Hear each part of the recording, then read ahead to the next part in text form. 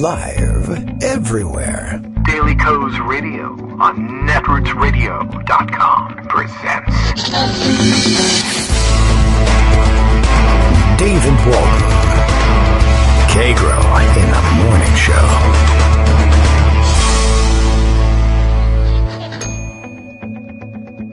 Now, here's David Waldman.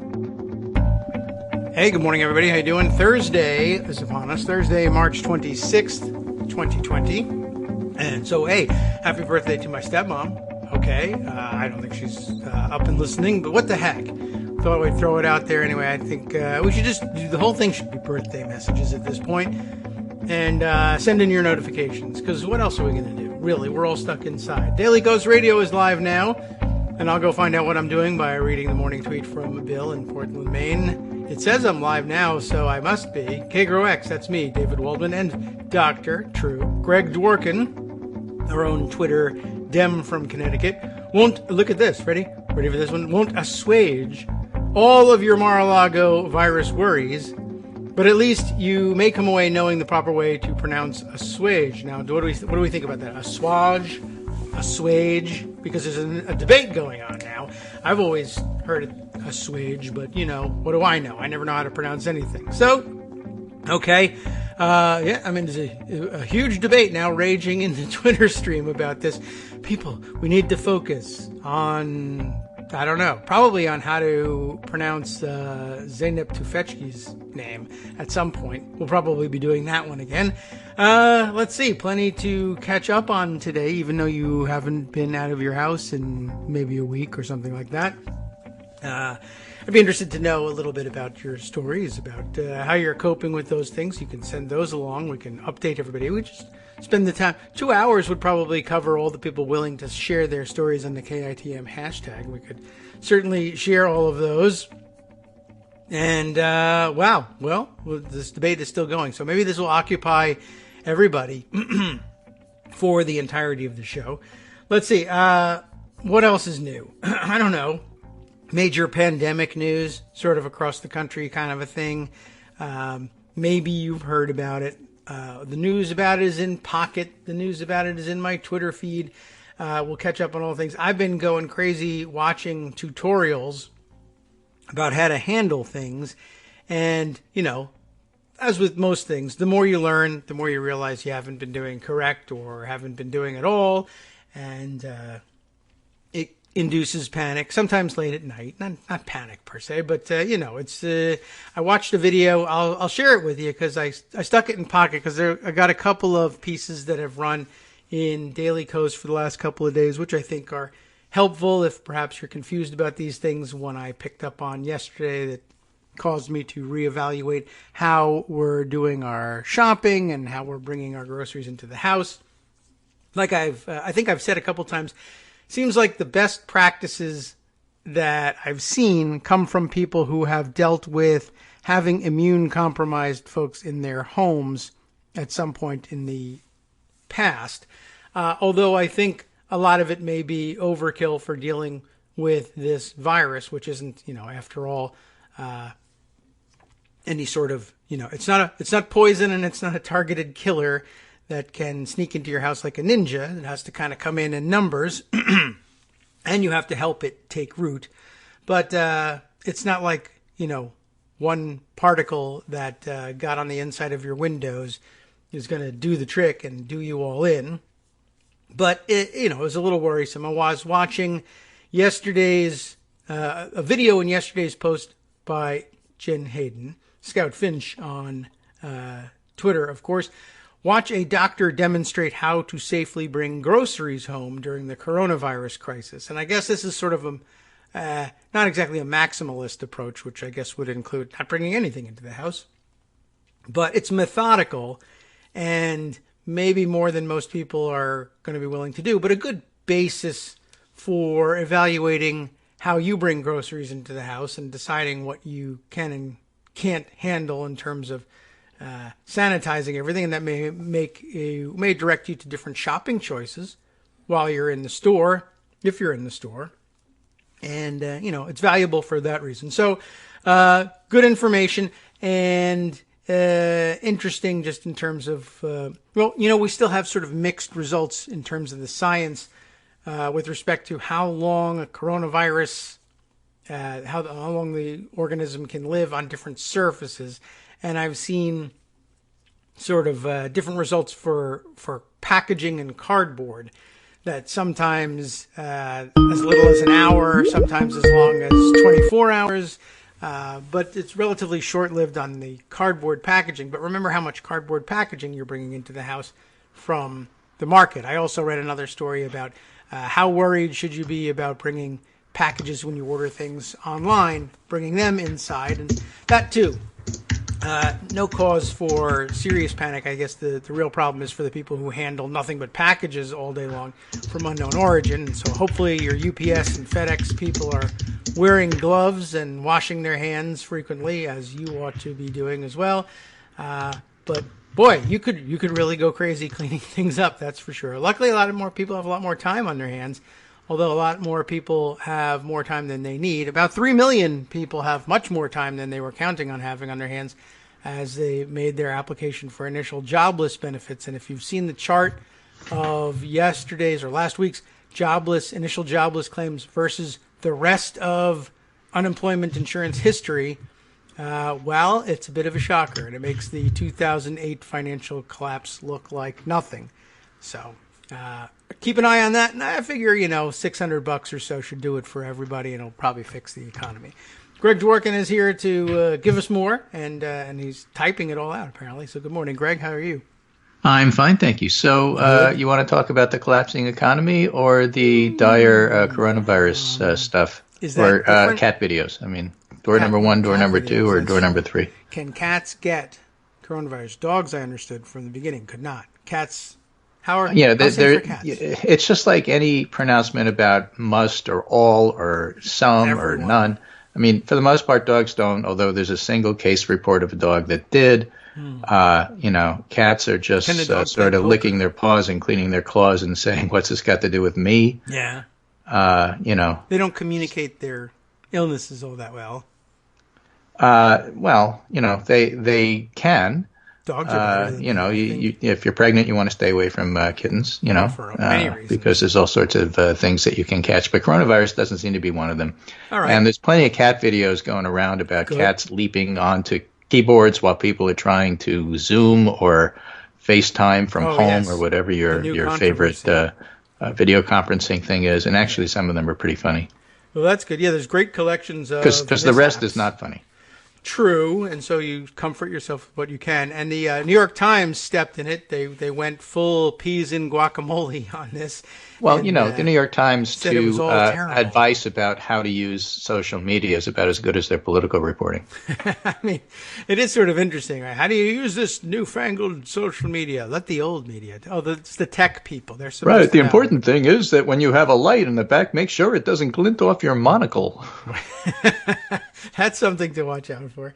Yeah, they got pretty roundly criticized for that because, as far as I can tell, most people, the best thing about these video conferences is it gives you a peek every once in a while into everyone else's lives. And, by the way, it reminds you, here's why those people are staying home. The people they value and the pets and family members and whatnot. It's good to see who you're working for, Right. So all of that is true. Let's just cover a little bit, since I don't know that much about it, about the financial stuff. So I'll turn to some experts. The news this morning, of course, is 3.3 million people suddenly out of work. As Noah Shackman writes, how many of those jobs could have been saved if our government had taken the threat seriously in January or February? Certainly not all of them. We would have needed to do this, but, the earlier the better. The more you do, the better. Everybody told us that. We told you that. I told you that. And, of course, Trump ignored it, and here we are. So it's on him. He's got a Great Depression, too, and it's the Trump Depression. So great. It's the greatest depression. It's the greatest ever. Yes. The greatest ever number. And, of course, whereas you can look at a chart just showing the jobless claim skyrocketing straight up.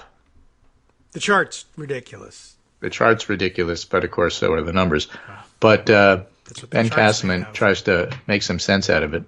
He says, look, last week's job losses wiped out a year and a half of job growth. Oh.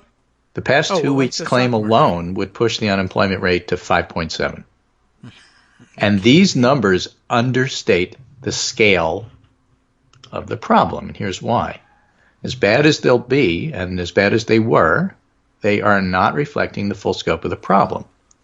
The true number of lost jobs is significantly higher, and here's why. First, a lot of people don't qualify for unemployment benefits. Self-employed, gig workers, independent contractors, they don't qualify. Nor do many part-timers, recent hires, or very low earners. If you're a freelance journalist, who are you going to get the insurance from? Yes. Freelance insurers, Mutual of Omaha. Right. Now, temporarily, they're covered in that Senate bill, for about 4 months. And then second, a lot of people who do qualify don't know they qualify. We've seen that. You go to sign up for health insurance on the exchanges, what we used to call Obamacare. And I didn't know I was eligible, but there's plenty of people who are. They just didn't know it. Well, like I got furloughed. I didn't get laid off, so I can't get benefits. Right. Actually, yes, you can. Oh, okay. Good. Right? Well, and almost certainly you can. And a lot of times you get bad info from your employer. Yes, true. Right? And then thirdly, the sudden flood of claims has overwhelmed state unemployment insurance systems. There's tons of reports of jammed phone lines, overloaded servers, claimants who aren't able to file. And Ben Castleman, who's relating all of this, says, I've spoken to several myself. Others may have heard those stories, decided not to bother trying, all of which means we should think of today's claims numbers as a lower bound for the number of people who actually lost jobs last week. And, of course, today's numbers won't tell us anything about people who lost jobs this week. Yeah. We'll get a fuller picture in the monthly jobs report. Remember, that's first Friday of the month, but that's not until May.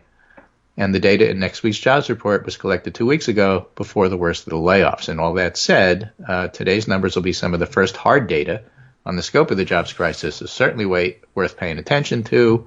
And here we are. So that's about all I have to say about that because not my field. I don't know that much about it, and I don't play a financial expert on the internets. Well, I figured, I don't know that much about it either, but I figure if we make some great deals, it sounds bad. And speaking of great deals, yes. Trump yesterday said something about using the National Defense Act as a bargaining chip. Oh. Except it's not clear what he's bargaining and what sort of things he's trying to extract from the states before he uses them. But let's put this in perspective. I had a whole tweet storm today about this, mentioning some articles which are all worth reading, and they'll all go in the pundit roundup tomorrow. But consider how cable television sanitizes President Madman into a rational decision maker. Yes. And then considering the following pieces. Well, I was listening to Hans Noel, not Hans Noel, he's the political scientist, the reporter on MSNBC. Oh. Hans, who is a Defense Department / White House reporter because everybody covers everything these days. Oh, yeah, and he was trying to make sense of Trump's press conference yesterday. And started out, well, what he meant to say was, and what he was trying to do was this, and what he really was trying to get at was that. And it infuriates me when they do that. They did this with Sarah Palin. They take a word salad, and they try to make it coherent and then play it, not the tape, but just their own reporting of it as if it was a rational thought process, and this is how they came to this conclusion, and this is what they're really trying to do.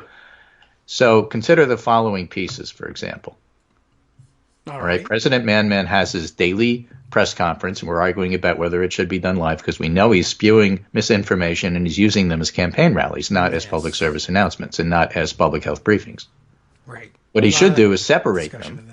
If he wants to have a 1 hour press conference, fine. There's no problem with that. Send the political reporters. But to the public health briefing, it should be Fauci and Birx, nobody else, and it should be the science and health reporters. And why they don't do that is because Trump wants to use this to help get himself reelected, not to save your life.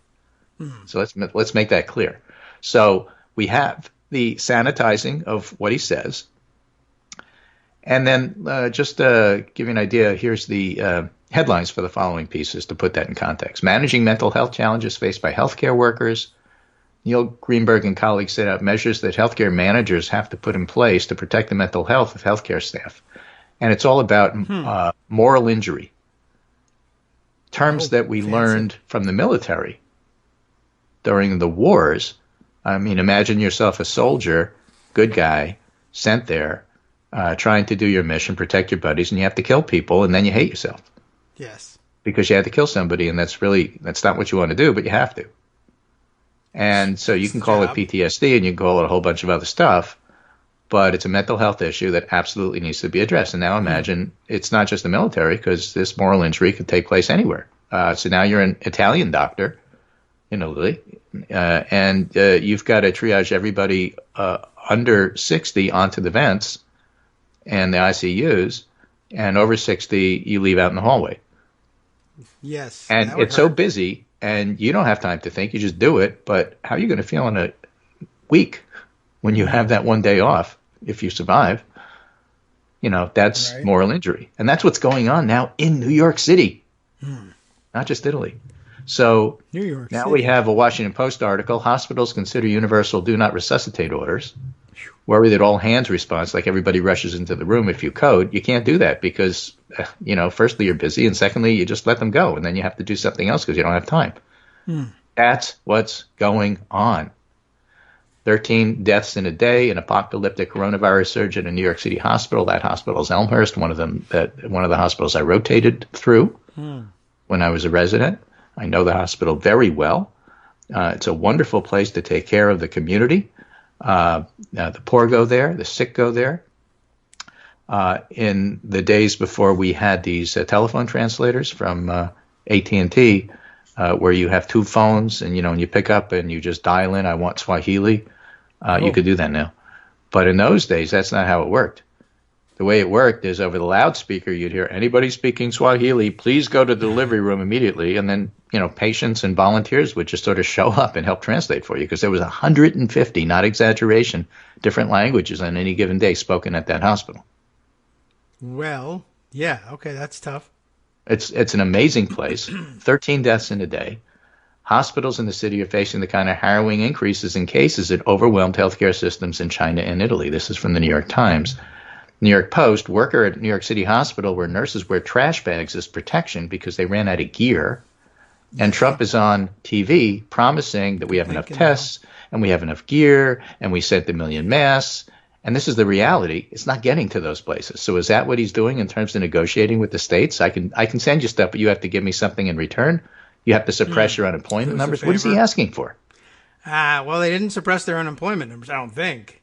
Well, what if they did, and that's the number? It'd be worse. We don't know, so a whole bunch of stuff going on. So what I'm saying is explain to me what the president meant to say and what the president means in this day and age is considered acceptable.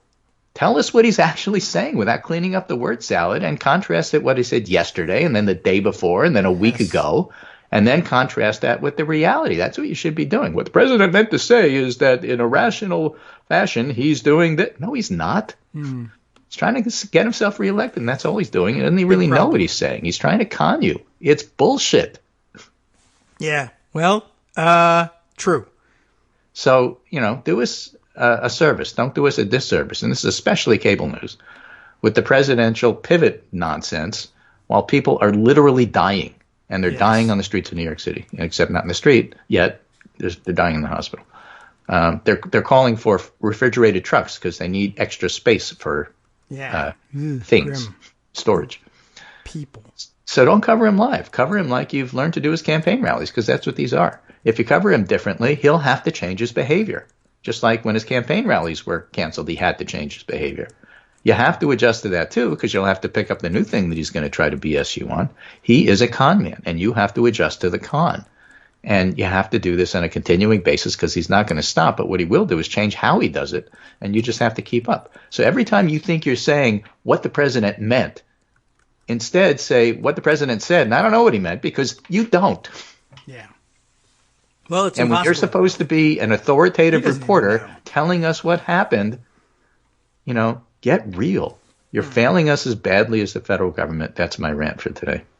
Okay, it's a good one, and it's timely because it's always timely. This has been going on for ages, Now, though, people are dying as a result, and they could probably find it in their hearts to stop at some point.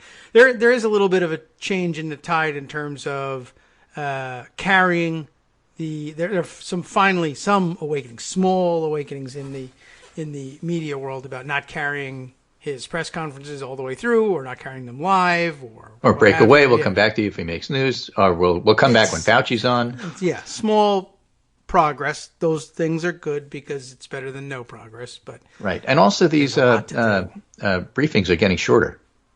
Are they? That because, feels yeah, I mean, they used to be an hour, hour and a half, 2 hours. Now they're a half hour. It's hard to sustain the nonsense when the market's crashing and patients are crashing. Yes. All right. Really, a lot of crashing going on. And yeah, you can't come out there with happy talk. It's not going to work. Right. Now, Jonathan Bernstein has a counter argument. Yes. And says, keep Trump's coronavirus briefings on TV. It gets him on the record and increases accountability and transparency.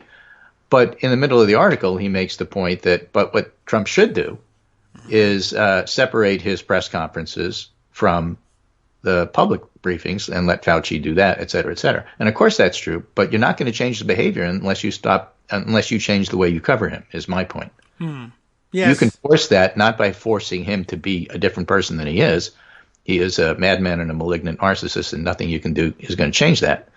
But the way you cover him will change how he presents himself, and I think that that's vitally important. Or at least what we see, and that's important too. Yes. Okay. I'm with you on that.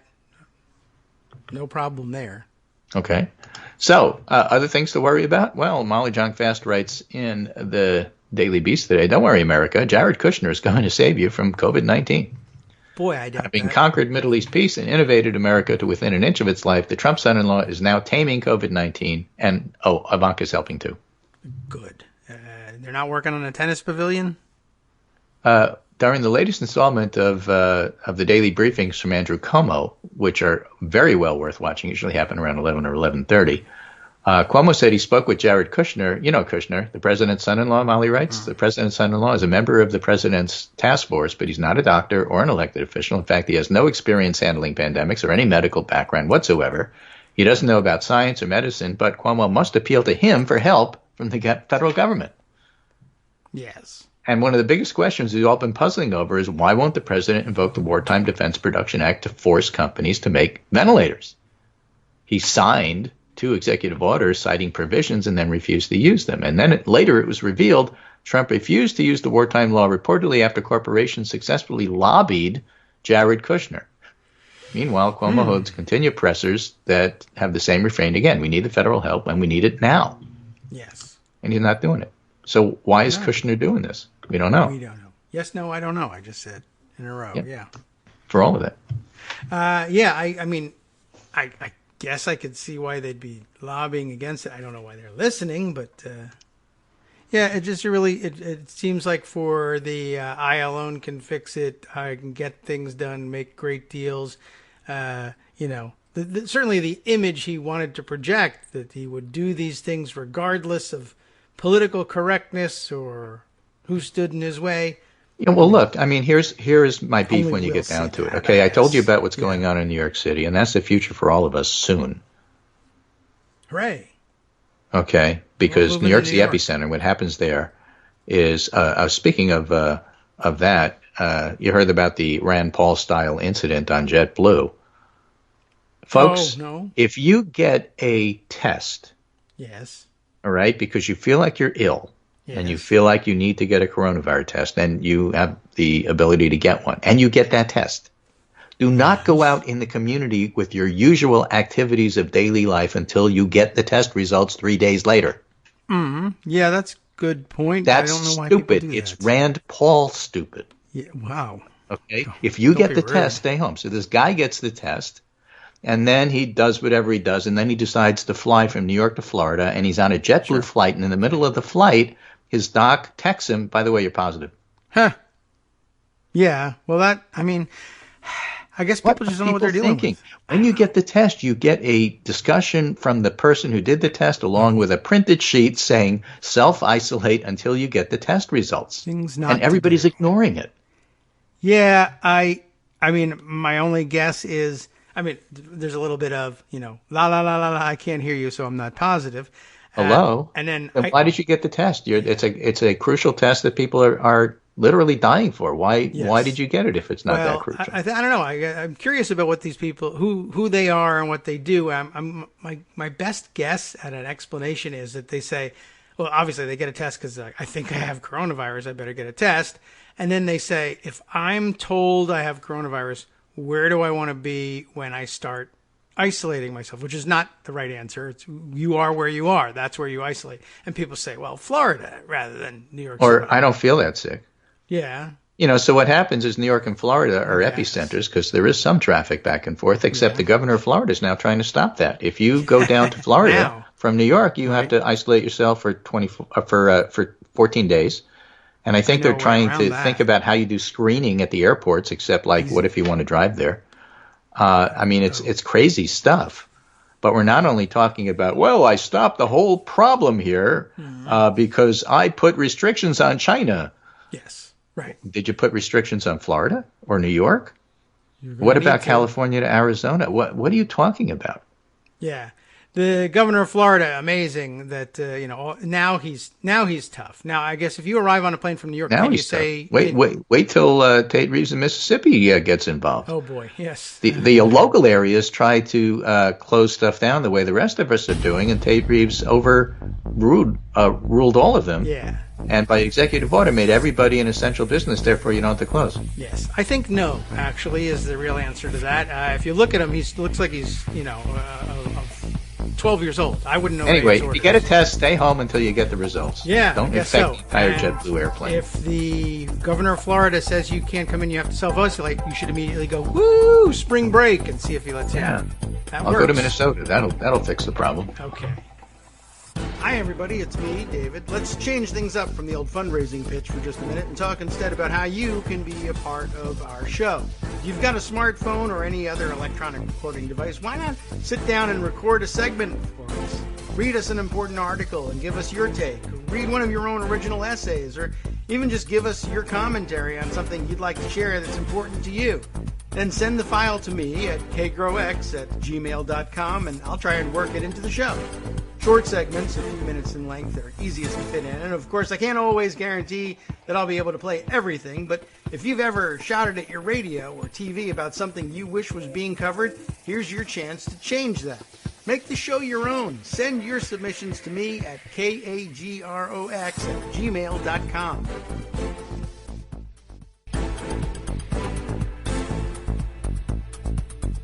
Welcome back now to the Kagro in the Morning Show here on Netroots Radio.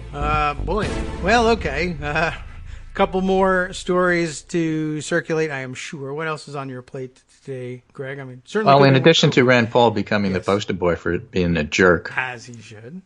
Professional. Plus, he got coronavirus. Yes. Do not try this at home, and I mean it. Do not try this at home. If you get tested, stay home until you get your results. Yes. Well, where do you want them to try it? We just said stay home. Yeah. So this is Windsor Man in the Week. What Trump's coronavirus briefings are really about. Oh. Okay. When he talks about the pandemic, he's vague, misleading, and self-congratulatory all at the same time. We have a lot of things happening, a lot of very positive things. He prefers to discuss things that have nothing to do with the pandemic, such as his very popular wife and sleepy Joe Biden. And he boasts of the job he's supposed to be doing. I'm doing a phenomenal job. So even when Trump isn't talking about himself, he's talking about himself. A reporter asked if he regretted his handling of the crisis. I'm not interested in myself, said Trump. Okay. Putative author of 8 books whose titles begin with Trump. Yeah, and okay. Right? And when not praising himself, Trump vilifies those who fail to praise him as much as he does. He denounced fake news and dishonest journalists. He reprimanded Peter Alexander for asking a nasty question and told him, you're a terrible reporter. Yeah, wasn't a nasty question either. So it's no wonder he feels this way. Unlike at his rallies, where thousands of fans shout his name, the audience at his coronavirus briefings consists of reporters asking questions about the health and safety of Americans, but one of whom are not him. Mm-hmm. So instead of reassuring the country, Trump wants the country to reassure him. All right. Right? He wants everybody to be Lou Dobbs. Let's do it. And Hugh Hewitt. Yeah, Lou Dobbs is isolating. So these aren't press briefings. They are praise briefings. I think that's a good way to describe it. Mm-hmm. And that's why I'd like to see the practice of how it's done change. Yes. Well, me too. People keep hoping that the reporters will walk out or stop going. I guess no, they can't do that. They could stop I'd going, like to hear them boo but that's not a audibly, good actually. idea. And walking out is not going to help. What they need to do is not do them live and then just edit them. Yeah. Well, that's certainly a great option. Nobody needs that minute by minute, especially when the information isn't correct. They should edit like it and only have Fauci and Birx present stuff, or the other so-called experts.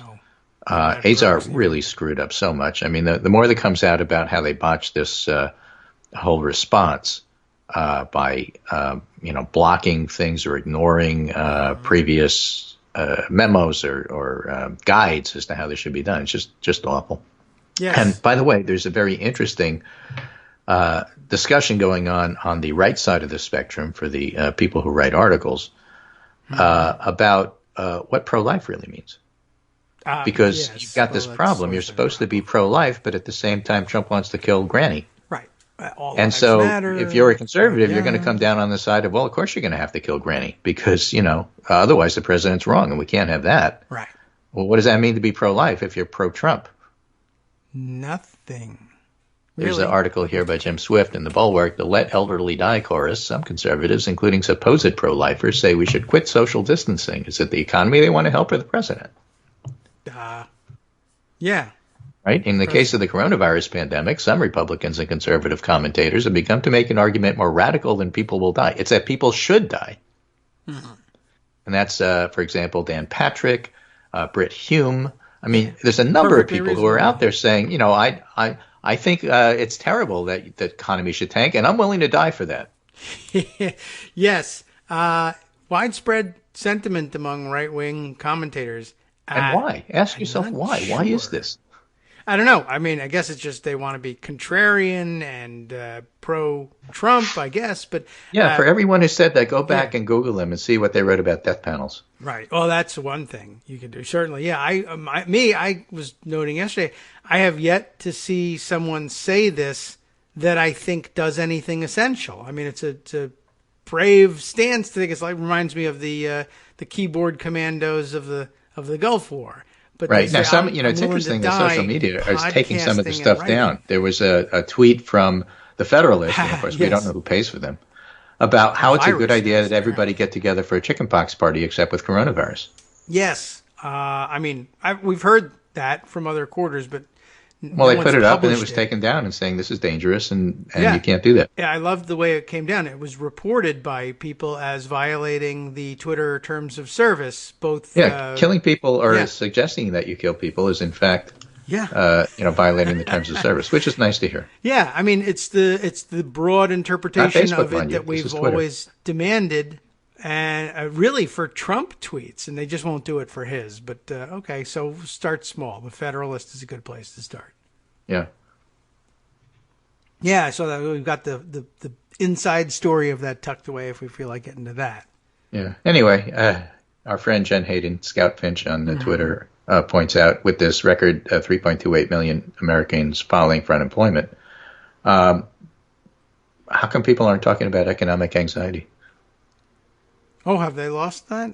Yeah, nobody's saying that. I figured we were still on that. Oh, that's weird. So who are they going to vote for if they truly have economic anxiety? Because this is economic anxiety. Yeah, it's weird that the guy who won't help you with your economic anxiety is the guy who said, only I can fix your economic anxiety last time. Oh, well, these things. Sometimes they say the right thing and sometimes not. What are you going to do? Who can say for sure, really? I have neither the time nor the expertise. Right. So Mark Caputo tweets, in recent days there's been talk that we have to choose between public health and our economy. It's simply a false choice and a dangerous one. You know who said that? Joe Biden. Oh, I thought you said it was Mark Caputo. Oh, that's Mark Caputo tweeted it, but it's in quotes, and Biden touts the economic plan. So Biden has been there in the background tweeting off and on. A minor, unimportant part of Twitter is, where's Joe Biden? How come we don't hear from him? And the answer is we do. Yes, but what if we He's don't calling listen to him? Hello, Joe. How's it going? And you could just answer for him. and let us know. All right, you should send me these tweets if they come by. Oh, I can do that. I'll include them in the roundup. People will want to read them for themselves very slowly, presumably. Yes, very slowly. Yeah. Okay. All right, so here's this one from Mark Caputo. All right, great. Boom, here it is. Got it. Anyway, so a lot going on. All right. What else? What are these lots of things? I don't know. It could be it. That's a lot, as it is. Yeah. And by the way, just if you are on Twitter and other places like that, the trolls are going to come out in a big way. You'll see early polling showing support for Trump before any of this stuff came out. It's not Andrea Mitchell called it an enormous, gigantic bump. Of course, it's not. It's like a couple points. Enormous. We've seen this before, and then it falls back down. And it's interesting because a lot of that, quote, rally, unquote, are from Democrats who just want somebody to do something right. I think it's not a Trump support thing so much as a thank God Fauci's there vote. And you can see that when you look at the generic ballot. It was 9 points in favor of the Democrats yesterday when YouGov published their stuff. Mm-hmm. I mean, it's not a good idea to look at polling now before any of this stuff has had a chance to sink in. But if you want to look at it, right now on 538, Trump's running at 44.7, which is 2 points higher than it was. 2 points is not an enormous bump. And it's already flattening out. And that doesn't necessarily mean that therefore you're voting for the guy in November. So it's just impossible for political reporters to stay away from this stuff. It's catnip. But, you really have to go out of your way and just make sure that you don't overinterpret this stuff. Okay, that's your job. I sent you the little click chart so you can take a look at it. I mean, on civics, I think Trump's improved by 2 points. We're talking about a 2-point bump, and the reason it's called a bump is because they don't last. Right. Well, we have to wait for that, but... Right, and it's not important. It's not important for two reasons. One is it's transient, and secondly, it's polling taken before all this stuff has a chance to hit. Now, if you look at, for example, government response to the coronavirus, which is another civics poll that's a tracker that comes out daily, you get a pretty different story. I'll just send that to you so you can take a quick look at it. Okay. But the not satisfied at all is at 39%, and completely satisfied has fallen from 25 to 18. Yes. All right. Not the best breakfast I ever ate. Okay, so most people are 39% not satisfied and 17% are not very satisfied. Yeah. So that's 56% not too keen on what's going on right now. Yes. And whereas they're not willing to necessarily blame Trump because he didn't cause the pandemic, as more information comes out about the consequences of Trump's botched responses, which cannot be hidden, even by Fox News, then I suspect that'll have ramifications for the fall. Everybody who does modeling on this, the Alan Abramowitzes of the world, say, well, it depends on the economy. Well, we're about to enter a Great Depression, too. Electric Boogaloo, Trump depression. And you think that's not going to have an effect on the election? I don't think that's very sound thinking. Yes, but nothing ever matters. Yeah. Well, this is different than your nothing ever matters. This is way different than anything that's happened before. And so your priors are that, nothing will shake loose Trump's support. This will shake 5% of Trump's support. And because he's doing so badly, anything that prevents him from going up is bad for him politically. And anything that, takes 5 away or shaves 5 off from already pretty bad numbers is horrible. And that's why when you look at state by state and the people are starting to do predictions, let's just say Trump's not the favorite. Okay. And by the way, if you kill 5% of his supporters, that also won't help him. Because they don't vote, yeah. So all of that. Okay. All right. So that's the background. It's not a good day. I mean, between the numbers that we're getting in terms. Now, you want some helpful, hopeful news? Everybody should have some helpful, hopeful news. Okay. Then I guess I'll take it. All right? I There are hope I'll people take in New it. York and Massachusetts and even Connecticut Terrific. who think, Oh, the epidemiologists and doctors who think we may be starting to see the peak there. there.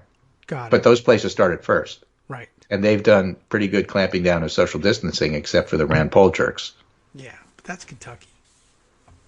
That's not Mississippi, where Right. people are encouraged to, do stuff. Right. And again, if that in fact holds, that'll be fine. The question is going to be, okay, when do you unring the bell? When do you go back to loosening up? And there's some modeling out of Harvard, with all the caveats about modeling that says maybe, you turn on and turn off the spigot depending upon, what you're seeing locally.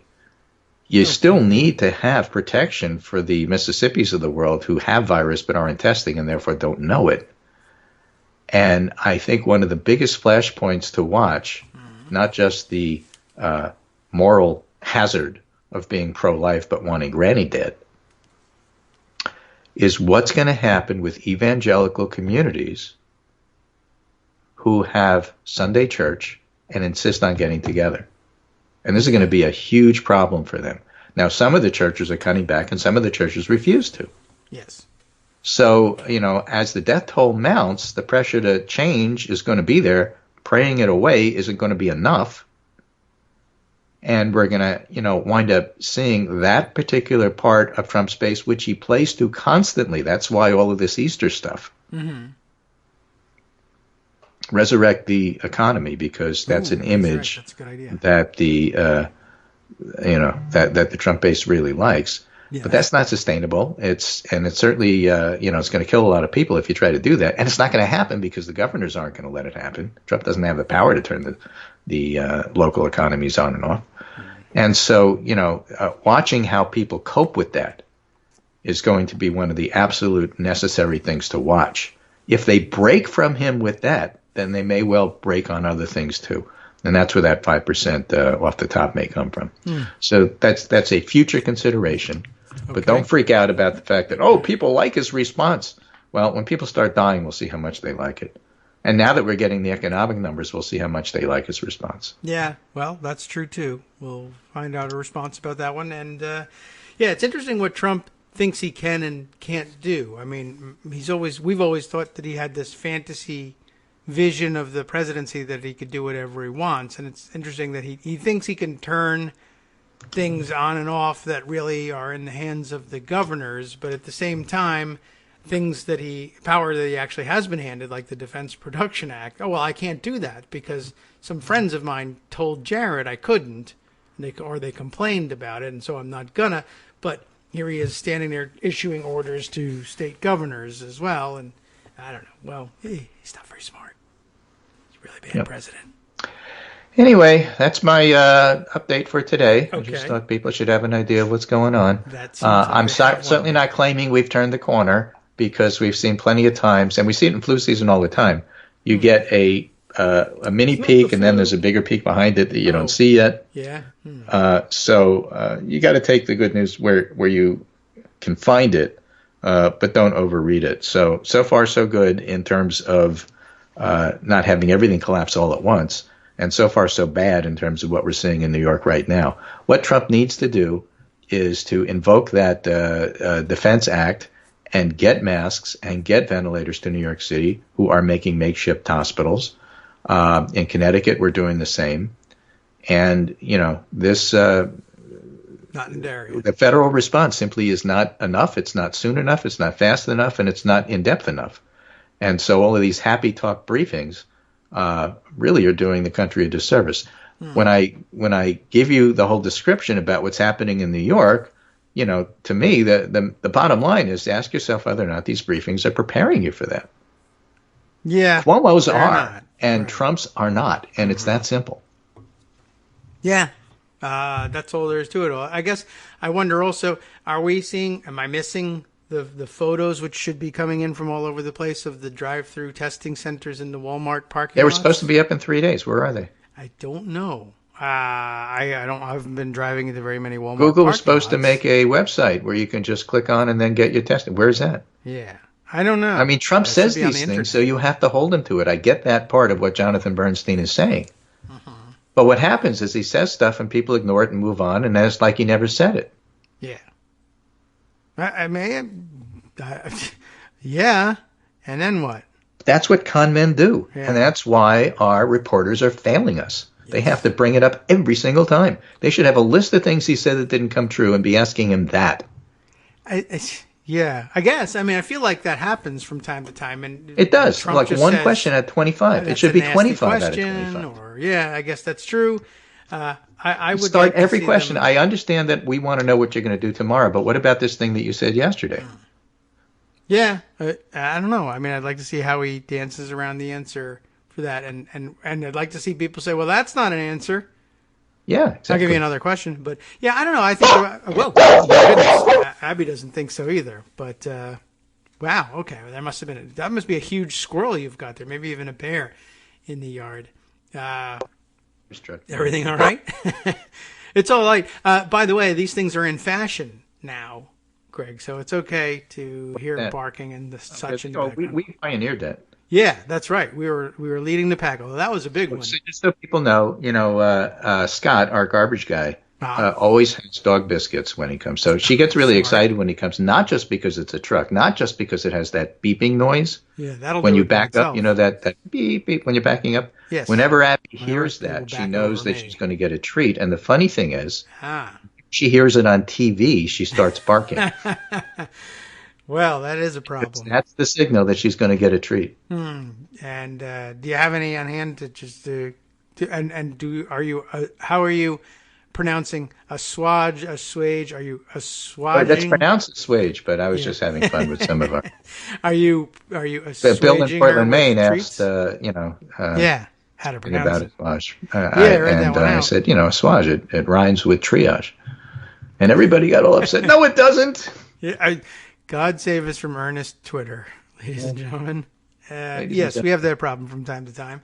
Right. You know what we say, the difference between the S and the N personality. Yeah. Right. The S has to be exact and precise and, a little humor here and there. It doesn't, just sort of goes over their head. Wait a minute. What you just said is wrong. Of course it's wrong. That's what's funny about it. Explain the joke to me. No. If I have to explain the joke to you, you're not getting it. It's going to ruin the whole thing. Yeah. Ruin the whole thing. Never mind. All right. Well, I will also mention, by the way, I did see... Staged rhymes with page, okay, Yes. and phage, and lodge. Lodge. Okay. Well, that doesn't rhyme either. Yeah, I know. It's a joke. Well, explain the joke to me. Well, never mind. All right. Well, I will point out that I guess the trend being a real one, I note that who's got this news here and who is Scott Bryan is a checkmarked kind of person from BBC Live. BBC.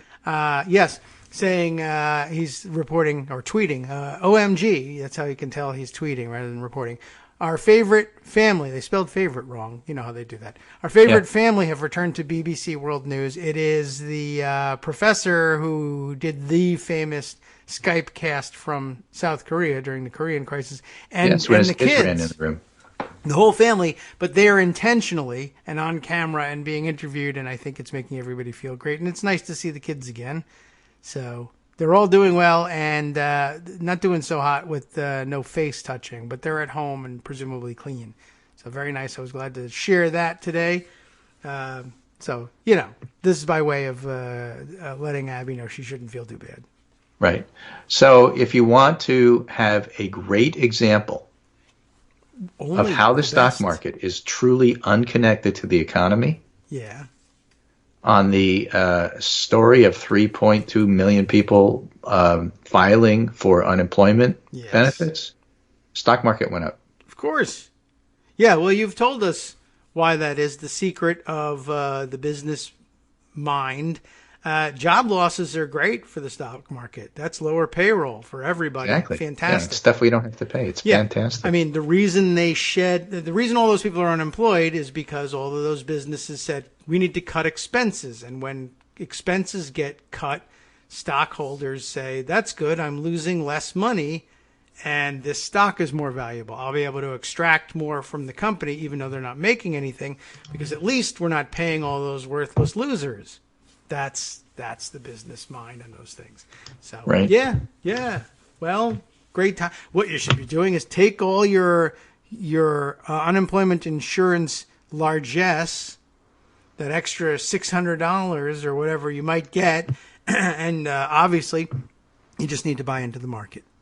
And you'll make your money that way, and everything will be fantastic. Or buy lots of apartments and charge people rent, and then get upset when they say, I don't have any money to pay rent, and say, this is crazy, though. This is my income. You can't jeopardize that.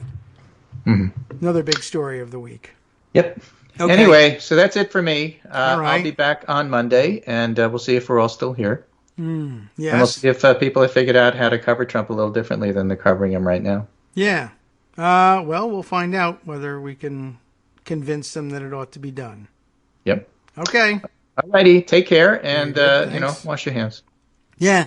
Good. And if you get good tested reminder. for coronavirus, people, stay home until you get your test results. Yeah, It's not that's- okay to just, I'll just do these 5 errands. Rand. I'm telling you, that guy. And this time the neighbor's not going to tackle him because he's positive for coronavirus. So I have a higher opinion of that neighbor every day. yeah, I'm telling you, he's got a Senate That'll campaign freedom, waiting I'm for thinking. him. Yeah. All right. Well, if he's willing to tackle him now, then really, I'll get behind him. What a hero. Well, you got to keep your social distance, though, so maybe tackling right now is not a good idea. Or if you do tackle him, wash your hands after. Yes, right. At least, and maybe even least do change your that. clothes. Yep. All righty. Take care. Talk to you on Thank you. Monday. All right, very good.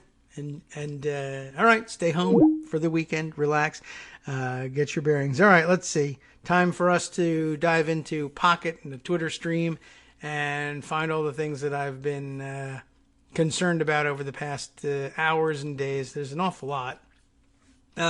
Follow up on a story I believe we discussed, last week, maybe even early this week.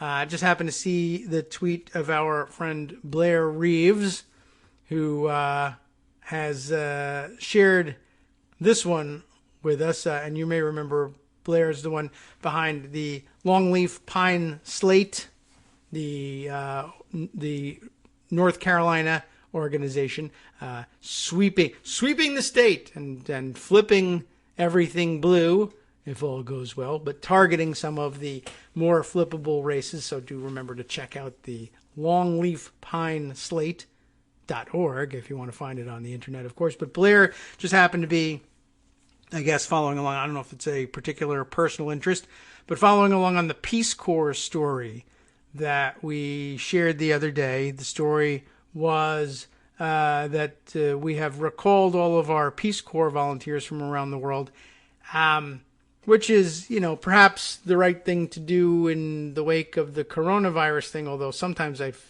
some of it I felt like, maybe you really need to, you're better off staying in place and just not traveling and coming into interaction with others, and if coronavirus isn't where you are, but then if it'll eventually get there, you want them to be in a place where they can get decent medical treatment, and the reason they are where they are is that there often isn't very good medical treatment. But the real downer part of the story was that everybody who was brought back was told, your mission is over here, and it felt to a lot of people anyway like it was tantamount to being fired from the Peace Corps. And there's a competing perspective out there. And Blair happened to mention here a piece circulated earlier this week about how the Trump administration fired all the Peace Corps volunteers. Wasn't really accurate. And in Blair's opinion here, this is a much better encapsulation of the Peace Corps' evacuation of volunteers from their host countries. It is a New York Times piece entitled, "None of Us Saw It Ending This Way. Peace Corps Volunteers Evacuate Abruptly." And let's see, who's the author here if you want to try and find it. Marielle Padilla. A piece from yesterday, and can't really be the focus of the show, but I thought I would just bring it to your attention. And a lot of interesting perspective, just one, I guess, correcting the record to some extent, and two, interesting perspective for for having talked to a lot of Peace Corps volunteers who were fairly removed from the minute-to-minute news cycle in some remote places, and how surreal it must have been to get a communication from in country, from your Peace Corps coordinator, saying you got 24 hours to pack up and get back from the provinces to the capital here to fly home, because your home country is full of a pandemic, but you're going there anyway. And, saying, what are you talking about? How, people maybe in these countries were just becoming aware of the fact that there was such a thing as coronavirus. And then by the time you packed up, evacuated, and were taken off, the whole country was getting ready to go on lockdown. So it must have been a huge shock to the system for those countries. We're not alone in that. So just sort of an interesting international perspective on all that. I recommend that you take a look. Just not that we read the whole thing here now. Let's see other interesting things from over the past couple of days that have made it to my attention. Well, lots of interesting debate yesterday in the Senate about how to approach the third phase of the coronavirus relief bills, and some interesting positioning taken, let's say, by some of the Republicans who earlier in the week were livid that Democrats could possibly have the gall to delay things and not to simply accept the Senate bill as written, handed to them, with the $500 billion slush fund, etc. But, okay, sure. So you're concerned about slush funds that are unregulated and unsupervised and in the hands of Donald Trump, of all people. Still, how dare you delay things from getting to the hands of the workers who need it? And now they're doing the exact same, and for horrible reasons.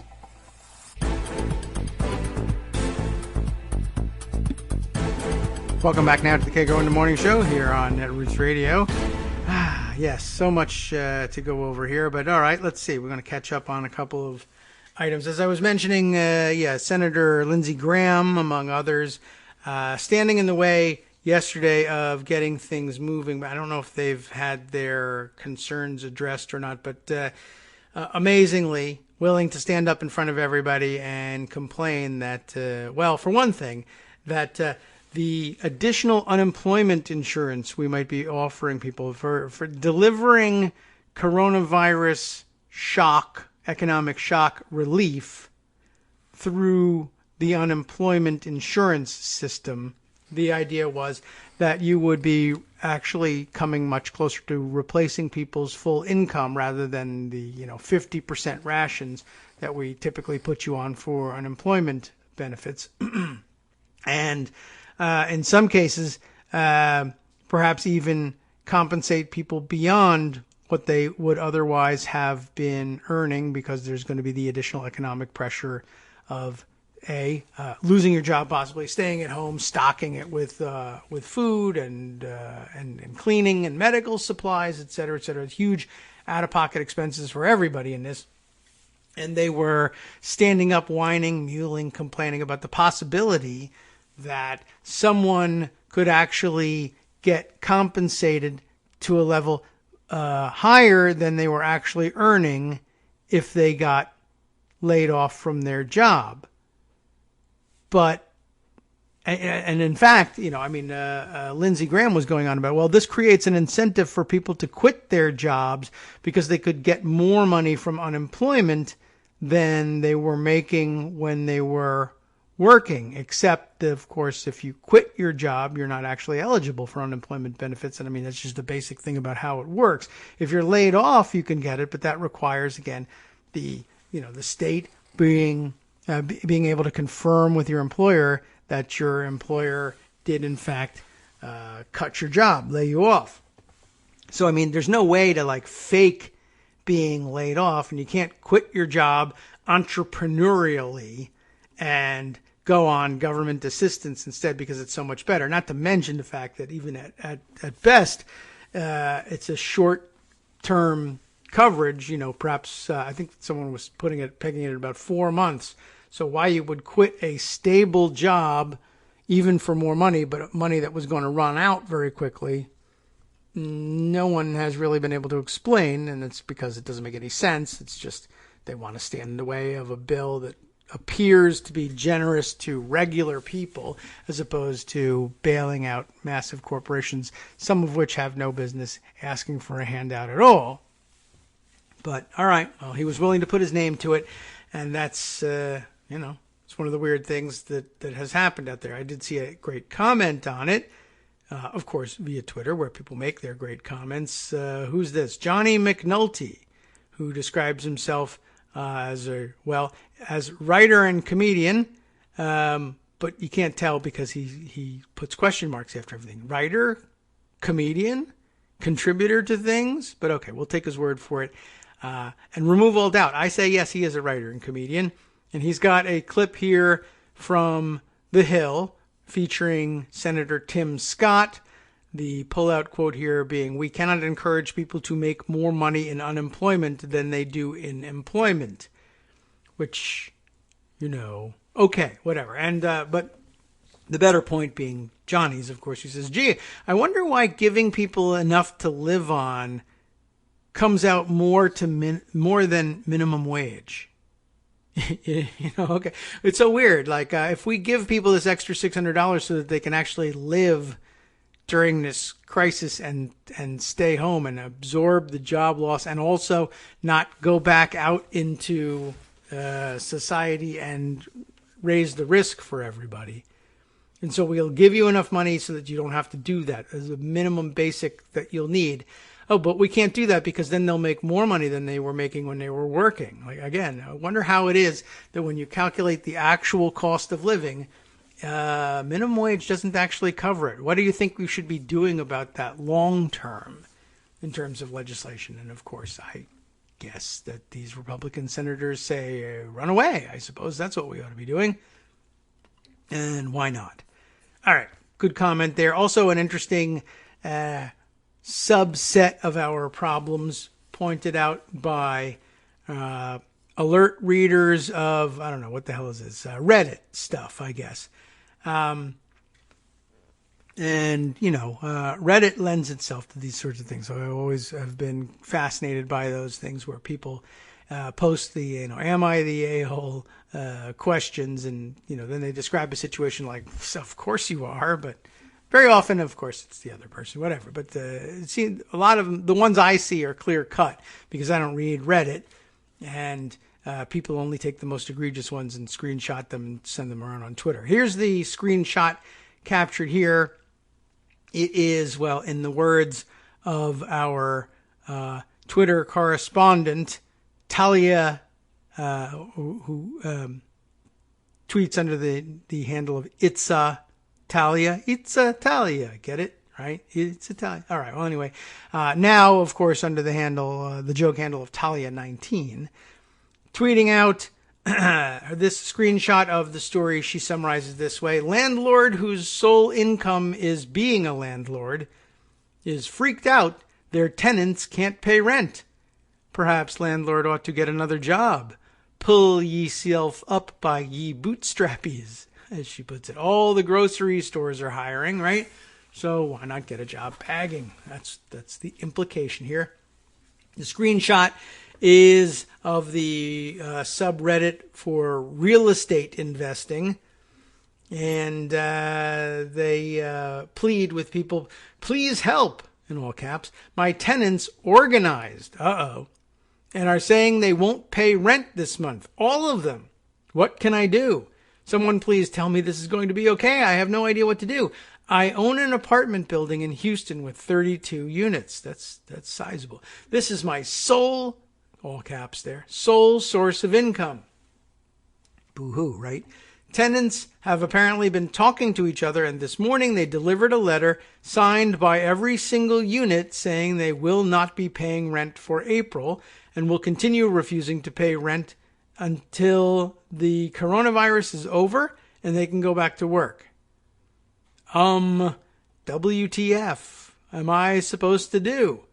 I can't possibly evict all of them at once. Yeah, you shouldn't be doing that. And especially right now, this is really interesting. Especially right now. Oh, you mean like, yeah, I can't throw people out in the street in the middle of this coronavirus crisis. No, especially not now when I can't get help with the evictions. And how am I going to find new tenants if everyone else is out of work?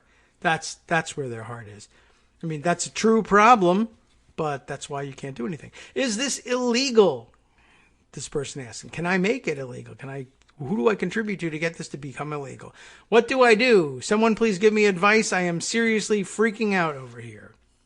And it sparked all sorts of interesting conversations. There's more from this person too, although I didn't put their whole conversation aside, but they, continue to more or less embarrass themselves by holding out the situation of the landlord as completely different and separate from the situation of the tenants who say, how can I pay my rent if I don't have an income? And then the landlord saying, well, how can I pay the mortgage if I don't have an income? I don't know. Maybe you both need help. Maybe you should both be working together on this rather than working against one another.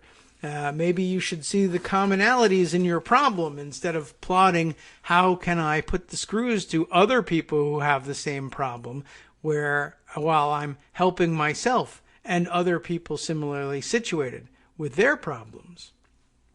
Anyway, I don't know. And it's a problem for everybody. It's all over in every sector of the economy. I'll note also, for the record, having seen a very interesting item tweeted into my tweet stream by some unknown vector from Eater, the I don't know what you would call it, a website and social media account and newsletter, but Eater. What's it about? It's about eating, foodie stuff. They happen to have tweeted around this interesting article. I don't know whether we'll read the article, but this interesting tweet summarizing the article. The Cheesecake Factory tells its landlords that it will not be paying rents on April 1st. So the Cheesecake Factory in their fancy decor, a little over the top it is in most places, telling the malls and restaurant parks or whatever the hell you would call it, where they are located, we may or may not be open for takeout, but we're not paying rent. The chain restaurant says closed dining rooms and extraordinary events are the reason for not paying rents, according to Matthew Kang of Eater Los Angeles. I imagine this is happening all over the place, but that's where they're working from. Interesting. It's amazing how when they have that to say, geez, I can't pay my rent, well, it's like, well, you should probably get a bailout for that. Whereas tenants who are just people and they're made up of eaters in the family, but they're not a restaurant chain, so I guess no help for you. It's weird how these opportunities to see commonalities in our problems are ignored. All right, well, I'll include that for your perusal, and you can even read the Eater write-up of that story if you like. Let's see. Just so many cultural phenomena to mention, not to mention the big news stories of the day. One more cultural phenomenon, I guess I'll throw out there for your consideration. I'm not sure how I feel about this one. Eve Pazer, the name of our writer here, writing on Medium. So just one of our regular voices from the crowd, although, I don't know, I guess does this give me a bio on Eve? I don't know. Oh, columnist for Gen, Gen. I don't know what that is, but columnist, that's nice. Has also written for the New York Times, New York Magazine, Vice, etc. So I guess a freelance writer with this interesting semi-hot take, I guess, on things. Celebrities need to read the room right now. During a global pandemic, it turns out that celebrities are just like us, stuck at home, but certain everyone wants to hear from them. And a photo montage of various celebrities, only, I would say actually none of whom I actually recognize except ordinarily I would be able to recognize Madonna, but it appears for all the world like she's had some plastic surgery and I don't recognize her now. But I was told that this picture is a picture of Madonna in the bathtub, and I guess I'll believe it. Then I recognize the woman in the middle as the person whose name I don't know, but who tweeted the other day that coronavirus was all stupid or whatever and everybody should get out. Or I don't know. And since apologized. The first person going left to right here is a guy who I have no idea who he is. But he's, for one thing, he's sunburnt. And for another, maybe he's in a hot tub as opposed to a bathtub. So I guess maybe the tub thing is a big deal these days. Anyway, as celebrities hole up in enormous mansions across the country, it's written here, it's become clear as days turn into weeks that they are desperate for anyone to listen to them. And it seems normal for celebrities.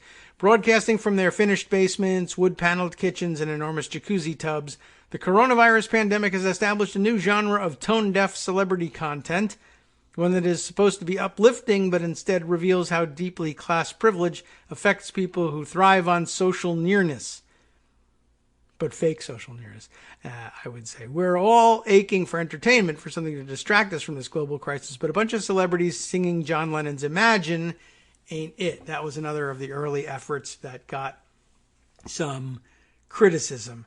I think I saw that one, the one that begins with Gal Gadot singing Imagine. And, I got mixed feelings about this. On the one hand, harmless fun and kind of interesting to see a peek into people's lives, a little bit like seeing people's kids and pets during Zoom conferences, to see what it's like in the celebrity zone with this stuff. But on the other hand, yeah, I can see where it's sort of like, a lot of people have it awfully difficult, I guess, and maybe they don't really care to see how nice the celebrities' houses are. That's not the spirit in which it's being offered, but you get the idea. All right, well, if you want to read and debate that social phenomenon, I'll share that one with you too. I think that's about all I can say, and I don't have a definitive take on that one for you.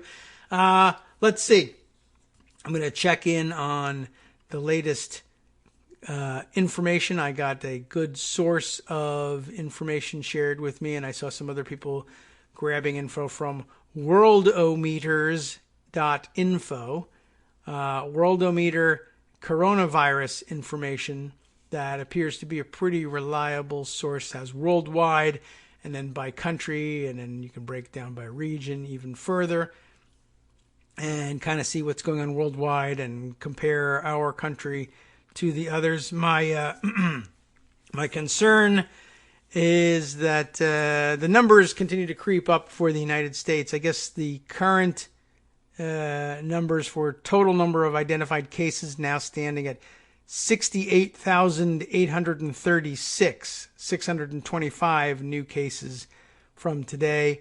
And the worry is we're creeping up on Italy and China. People have been watching the plotted curves on charts, have seen China's curve finally flatten and bend downwards, and even Italy showing some signs of flattening their ascent. But the American chart shows us still heading up the peak and turning upward sharply, our hockey stick getting more vertical as we go into things rather than flattening out. So with us, with 68,836 cases and hardly anybody tested, we are catching up to Italy. Only Italy and China now outpace us.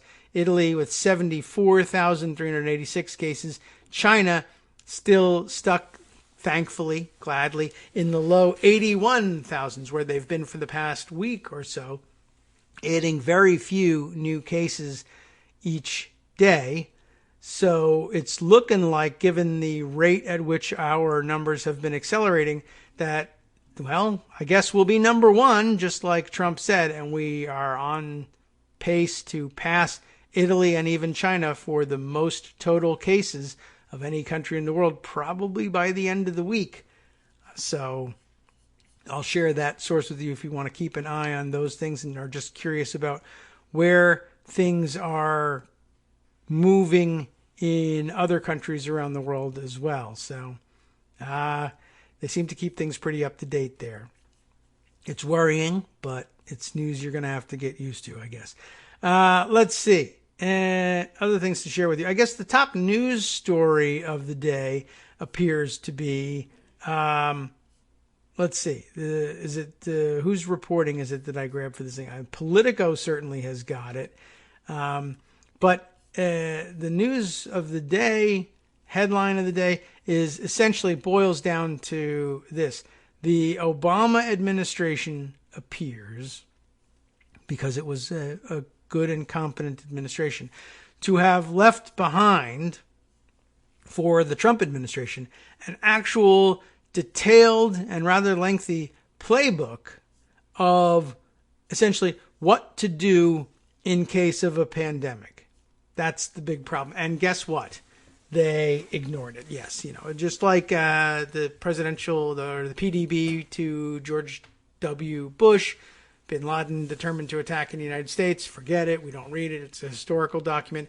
Here's a book on how to be competent handed to the Trump administration by the Obama administration, and they chucked it out. They shelved it. They put it away. They didn't pay any attention to it. Anything Obama did is stupid.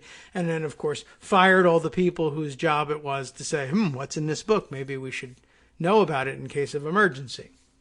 So all the people who studied it so that Trump wouldn't have to then got fired. So, this is actually kind of a big blood on your hands moment here. So let's take a look, shall we? The Trump team failed to follow NSC's pandemic playbook.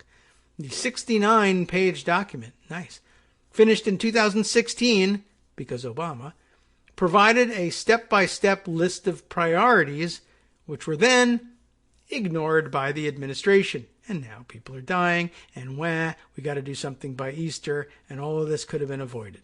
Dan Diamond and Nahal Tusi get the byline credit for this one. The Trump administration, state officials, and even individual hospital workers are now racing against each other to get necessary masks, gloves, and other safety equipment to fight coronavirus, a scramble that hospitals and doctors say has come too late and left them at risk.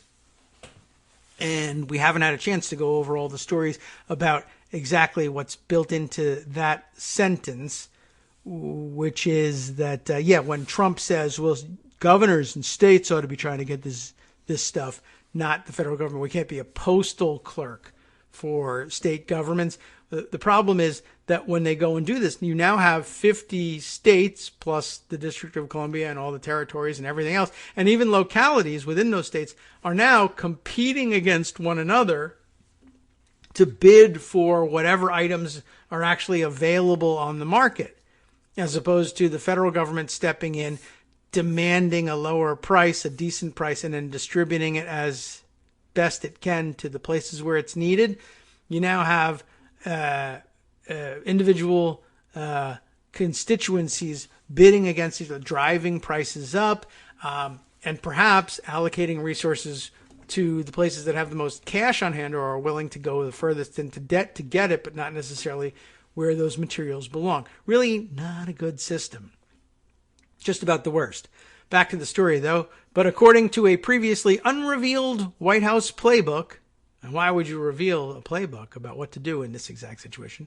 The government should have begun, a federal-wide effort to procure that personal protective equipment at least 2 months ago. Is there sufficient personal protective equipment for healthcare workers who are providing medical care? The playbook instructs its readers as one early decision that officials should address when facing a potential pandemic. This is essentially a flow chart, what to do when you hear news of a new, a novel virus infecting people in China and presumably eventually around the world. What should you be asking yourself? Flowchart. But who cares? Why get instructions on how to handle this when you can instead just walk around saying, I give myself a 10, I'm great, etc., etc. So there it was, all written down. Is there sufficient PPE for healthcare workers who are providing medical care? First question, right? If yes, what are the triggers to signal exhaustion of supplies? Are additional supplies available? If no, should the Strategic National Stockpile release PPE to states? Now, we did eventually have Trump fall back on that, but only in the last week or so, when this could have been getting done in January. Imagine that. The strategies are among hundreds of tactics and key policy decisions laid out in a 69-page National Security Council playbook on fighting pandemics, which Politico is detailing for the first time. Other recommendations include that the government move swiftly, that's a good idea, to fully detect potential outbreaks, secure supplemental funding, and consider invoking the Defense Production Act. All steps in which the Trump administration lagged behind the timeline laid out in the playbook. Now you might say, who even knew such a playbook existed? And the answer is people who know how government works. But we said we need a fresh perspective. A businessman in the White House will shake things up in Washington and throw out the old playbook. Wait, some of the old playbooks are good. You should study them and find out if they're helpful in a situation before you throw them out. But whatever, that doesn't fit on a bumper sticker. Each section in this playbook includes specific questions that should be asked and decisions that should be made at multiple levels within the national security apparatus. The playbook urges, repeatedly advising officials to question the numbers on viral spread, ensure appropriate diagnostic capacity, and check on the U.S. stockpile of emergency resources. In other words, like I said, it's a set of instructions for people, just in case you elect an outsider who's come to shake up things in Washington and doesn't know where all the, as they used to say, where all the bodies are buried, but maybe that's an inappropriate metaphor. But people who don't know how to run the government. Well, what if they elect somebody who doesn't know how to run the government? Well, our responsibility would be to leave behind a manual that even an idiot, should an idiot be elected, would be able to figure out what to do in situations where, look, I'd love to be able to point and laugh at the idiot not being able to handle it, but people will die. So rather than have that, we'll leave behind this manual. It only works if people are willing to read the manuals, though. It appears to be embedded here in its totality in a Scribd app. So I'll give you the link, of course, and you can run through it and maybe find out, although you'll only disappoint yourself to find out what the government should have been doing and wasn't. The playbook also stresses the significant responsibility facing the White House to contain risks of potential pandemics, a stark contrast with the Trump administration's delays in deploying an all-of-government response and President Donald Trump's recent signals that he might roll back public health recommendations.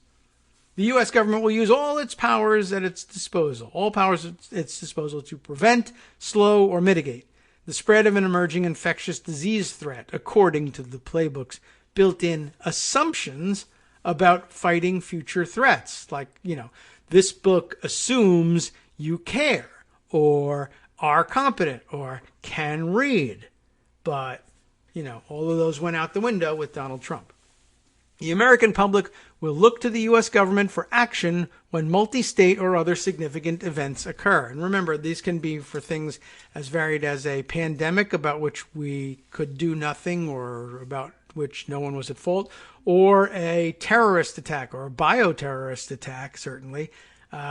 These things would be applicable, but why read about those? Because something. I don't know. ISIS, make great deals, etc. We don't need to know. The guide further calls for a unified message on the federal response, in order to best manage the American public's questions and concerns. Early coordination of risk communications through a single federal spokesperson is critical, the playbook urges. However, the U.S. response to coronavirus has featured a rotating cast of spokespeople and conflicting messages. Trump already is discussing loosening government recommendations on coronavirus in order to, quote, open the economy by Easter, despite the objections of public health advisors. So time soon for our break. Oh, wait, as a matter of fact, we're a little early with that. And if we don't wait that extra second, things get really screwed up. So, all right, reintroducing the music. By the way, speaking of the reopening at Easter thing, I guess all the crackpot right-wingers briefly were circulating the message last night that I guess the D.C. government was saying, well, we're not going to reopen it until April 24th. And somebody got the bright idea by looking at their calendar incorrectly that they should be telling people, well, that's because they want to reopen for Ramadan.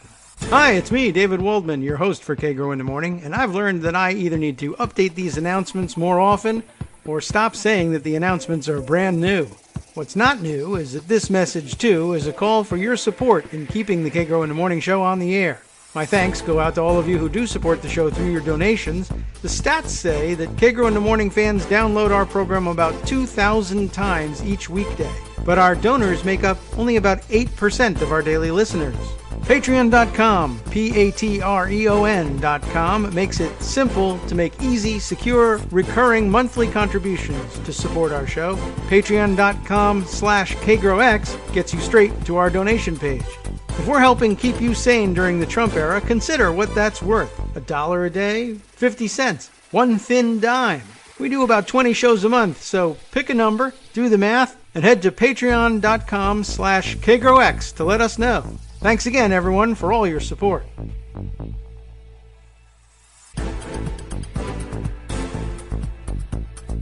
Welcome back now to the Kagro in the Morning show here on Netroots Radio. Let's continue with the Politico article. Wouldn't you like to know more about this guide to how to deal with the pandemic that was left behind by the Obama administration, but which the Trump administration has completely ignored? Well, I'll tell you.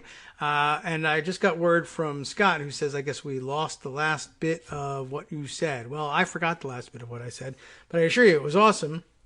I guess I was probably, I think when we exited, we were talking about, yes, right, reopening the economy by Easter. And I tried to squeeze in the fact that I guess the wingnuts of the world, having taken note of the fact that the D.C. government planned opening no earlier than April 24th, which is after Easter, the wingnuts decided, I guess they looked at their calendar, and they have one of those calendars that marks all sorts of holidays on it, and noted that, as these calendars sometimes do, that Ramadan was starting on the 24th, although actually, the practice of Ramadan would indicate that Ramadan would begin on the evening of the 23rd, but never mind facts. Who cares about facts? But they were trying to sell it that, of course, the Democrat-run D.C. government wouldn't want to open for Easter, but notice that they jump out of the way of Ramadan because, blah, blah, blah, radical Islamic terrorist, etc., I guess, is what they're trying to imply here. But Ramadan actually starts on the evening of the 23rd, and the D.C. government saying that we would open no sooner than the end of the day on the 24th, which even if Ramadan started on the 24th would sort of defeat the purpose. But anyway, apparently that tweet has since been deleted. I guess it got ratioed to death because it's fairly disgusting and stupid. And I'm glad to see it got stomped off of Twitter.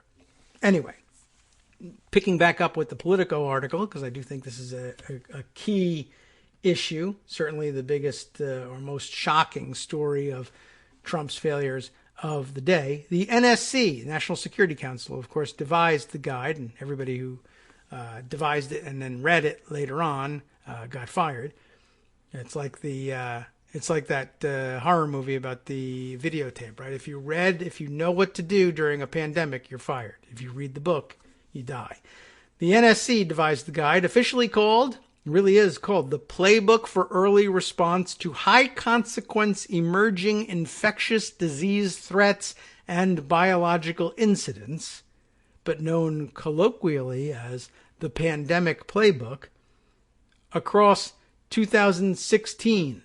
That is such a huge phrase that's set off by the M dashes that the final phrase of the sentence, across 2016, makes no sense now. What they're saying is that the NSC devised the guide across 2016. That would be the way normal people would say during the year 2016, I guess, or throughout the year of 2016.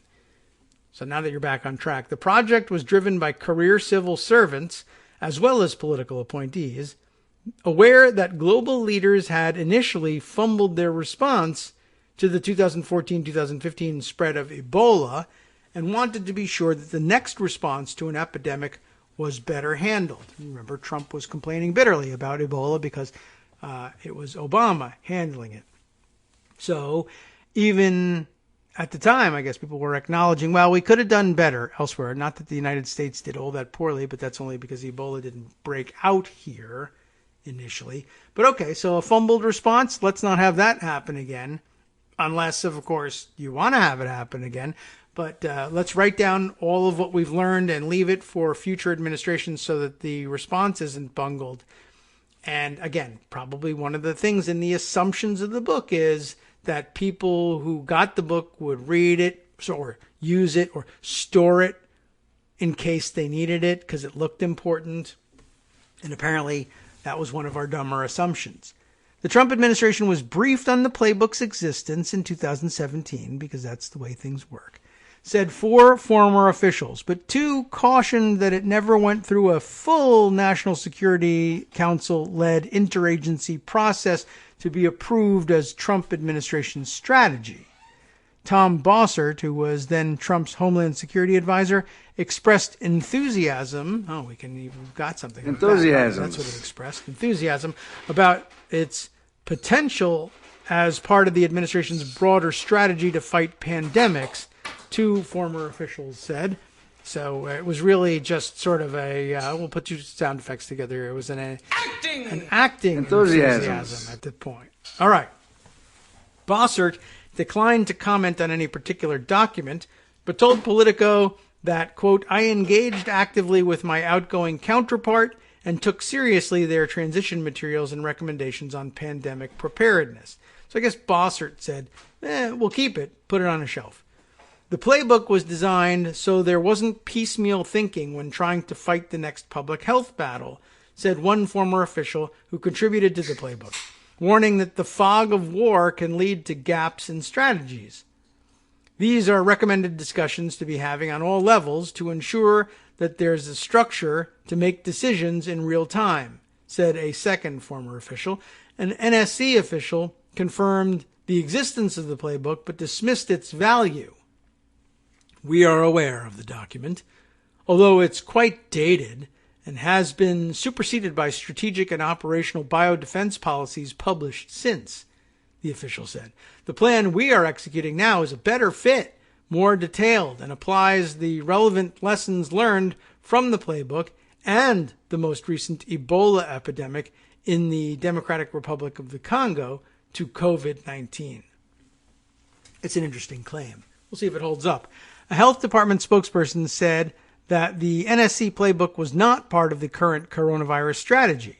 The HHS COVID-19 response was informed by more recent plans, such as the foundation of the National Biodefense Strategy from 2018, the Biological Incident Annex of 2017, and PAN-CAP, that's PAN-CAP, 2018, whatever that might be, among other key plans provided by the CDC, White House Task Force, FEMA, and other key federal departments and agencies, the spokesperson said.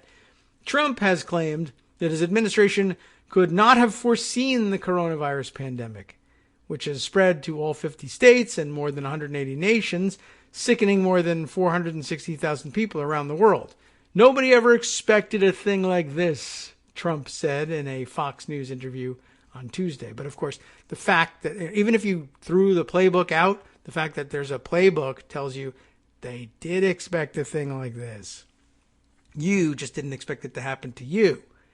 And you couldn't have foreseen the coronavirus pandemic, which has spread to all 50 states, because you said there were only 15 cases and soon it would be 0. You refused to foresee a coronavirus pandemic, even as it was happening. But Trump's aides were told to expect a potential pandemic, ranging from a tabletop exercise that the outgoing Obama administration prepared for the president's incoming aides to a crimson contagion scenario, That's enclosed in scare quotes and linked. I don't know what it's linking to, but okay. A crimson contagion scenario that health officials undertook just last year and modeled out potential risks of a global infectious disease threat. Trump's deputies also have said that their coronavirus response relies on a federal playbook, specifically referring to a strategy laid out by the CDC. It is not clear if the administration's failure to follow the NSC playbook was the result of an oversight or a deliberate decision to follow a different course. The document rested with NSC officials who dealt with medical preparedness and biodefense in the Global Health Security Directorate, which the Trump administration disbanded in 2018, four former officials said. The document was originally overseen by Beth Cameron, who I think has been out there on Twitter talking about it lately, a former civil servant who led the directorate before leaving the White House in March of 2017. Cameron confirmed to Politico that the directorate created a playbook for NSC staff intended to help officials confront a range of potential biological threats. But under the Trump administration, it just sat as a document that people worked on that was thrown onto a shelf, said one former U.S. official who served in both the Obama and Trump administrations. It's hard to tell how much senior leaders at agencies were even aware that this existed or thought it was just another layer of unnecessary bureaucracy. The NSC playbook would have been especially useful in helping to drive the administration's response to coronavirus, given that it was intended to guide urgent decisions and coordinate the all-of-government approach that Trump so far has struggled to muster, said people familiar with the document. The color-coded playbook contains different sections based on the relative risk: green for normal operations, yellow for elevated threat, orange for credible threat, and red once a public health emergency is declared, and details the potential roles of dozens of departments and agencies, from key players like the Health and Human Services Department to the Department of Transportation and the FBI. Also, it includes sample documents intended to be used at coordinating meetings. While each emerging infectious disease threat will present itself in a unique way, a consistent capabilities-based approach to addressing these threats will allow for faster decisions with more targeted expert subject matter input from federal departments and agencies, the playbook reads. The playbook lays out different strategies for policymakers based on the severity of the crisis and shares lessons gleaned from past outbreaks. For instance, one section is devoted to addressing 34 key questions and 21 key decisions as soon as there is a credible threat, which in the case of coronavirus would have been early to mid-January, as it raged in China, and the first U.S. case was detected on January 20th, and calls on officials to move quickly. That would have been a good thing to do. We recommended early budget and financial analysis of various response scenarios and an early decision to request supplemental funding from Congress if needed, the guide urges. But the Trump administration waited more than a month to ask for emergency funding after the timeline laid out in the playbook. The playbook also repeatedly urges officials to question official numbers about the viral spread. What is our level of confidence on the case detection rate? Reads one question. In other words, there were already pre-written questions for idiots who don't know how to handle a situation. Read these questions at your meetings, and you will sound like you know what you're talking about. That would have been a great book, huh? So, if you don't know what you're doing, go and say, what's our level of confidence on the case detection rate? Is diagnostic capacity keeping up? Wow, he's pretty smart, right? But instead he went to CDC, put on a hat, and said, I have a really big brain. And everybody was supposed to take confidence in that. But across January and much of February, Trump administration officials publicly insisted that their diagnostic efforts were sufficient to detect coronavirus. So you could sound smart, but they'd still give you dumb answers. Officials now privately concede that the administration's well-documented testing problems have contributed to the outbreak's silent spread across the United States, and health experts say that diagnostic capacity is only now, in late March, catching up to the need. In the subsequent section, the playbook details steps to take if there's evidence that the virus is spreading among humans, which the World Health Organization concluded by January 22nd, or the U.S. government declared a public health emergency, which HHS Secretary Alex Azar did on January 31st. Under that timeline, the federal government by late January should have been taking a lead role in coordination of workforce protection activities, including personal protective equipment determination, procurement, and deployment. Those efforts are only now getting underway, health workers and doctors say, and as we're finding out in reports from New York and elsewhere, they're getting underway and they're already too late. So that's, that's kind of crappy. All right. Also out there, here's a process thing for us to take home. Another one of the added benefits of having me curate what makes it onto the show. I love this sort of thing. Peter A. Schulman, who you'll find on Twitter as P.A. Schulman, Shulman, identifies as an historian of science, technology, and American politics. Where? CWRU. Is that Case Western Reserve University? I think so. Let's click on it just to make sure. Yep, Case Western Reserve. Excellent. I had to pull that one as I'm looking at acronyms. Peter says, okay, short thread on the Defense Production Act. That keeps coming up, right? And how it could and should be used in this crisis. There's a lot of confusion out there, and we need clarity. Excellent. Let's see if we can get it from Peter. I wrote a bit about the history of the Defense Production Act and American mobilization for emergencies here in the Washington Post, a perspective piece, sort of an op-ed sort of thing, right? Entitled, President Trump Must Act Immediately to Protect Doctors and Nurses from COVID-19. Sounds like a good idea. Using the Defense Production Act is long overdue, and the health of our doctors and nurses is at stake. What's the date on this piece? March 22nd. So that's Sunday, right? Okay, so it's long overdue by Sunday. We could read the piece, but I bet he's going to summarize the best parts in his tweet thread. He was also, he says, quoted in this piece about the Defense Production Act here, something at NPR, under the title of Trump Resists Using Wartime Law to Get, Distribute Coronavirus Supplies. Peter goes on in his thread to say, Trump is defending his refusal to invoke the act by using bizarre Red Scare tactics and raising the boogeyman of socialism and nationalization. This pointing to the Vox article. I'll give you all these tweets and you can find the articles too. The Vox article, Trump's excuses for not using the Defense Production Act are wrong and dangerous, according to Alex Ward over there at Vox. Peter continues on in all caps now. This is not how the act would usefully be used right now. I guess he's differentiating his own point from the points being made by these popular articles. The whole point of the DPA is to give the president power and flexibility to ensure that critical material needs are met in emergencies. Initially, this meant military emergencies, and it was based on the experience of World War II mobilization and developed in the context of the Cold War.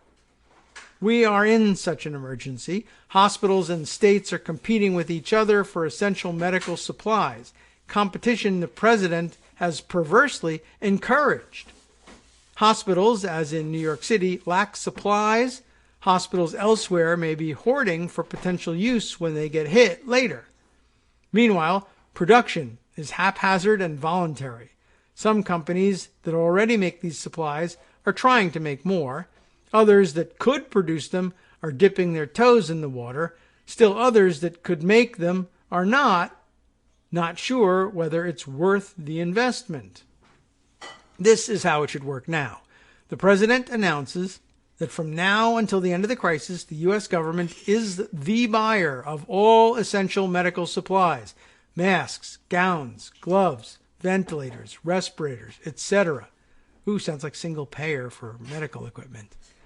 It then coordinates with every state to determine what their needs are, how much hospital bed capacity they currently have, what supplies are on hand, what their needs would be given various scenarios of hospitalization based on the demographics of their population.